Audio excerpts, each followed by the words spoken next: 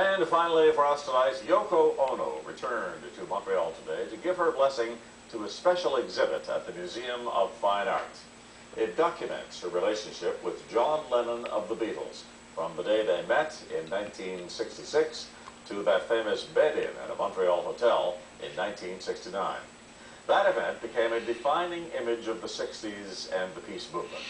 Now, all these years later, Ono says much has changed, but the message remains the same.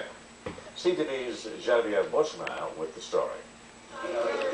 It was 40 years ago this May, and now Yoko Ono is back in Montreal on a replica of the bed that put a message for peace into the history books. It became actually making a bed at the time for our lives.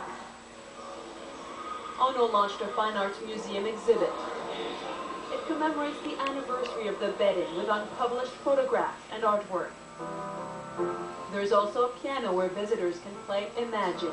Imagine there's no heaven. So people can remember that this is a chance for working the people.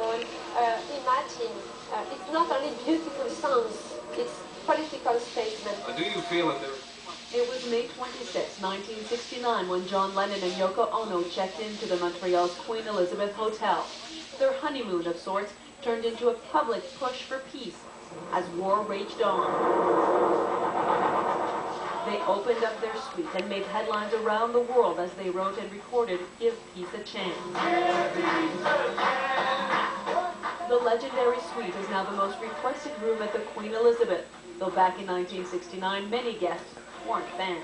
We see the complaints in the security log, and there were, 200 people waiting in the lobby with long hair.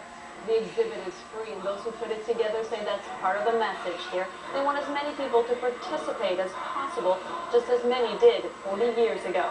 It goes with the idea of peace is for everybody.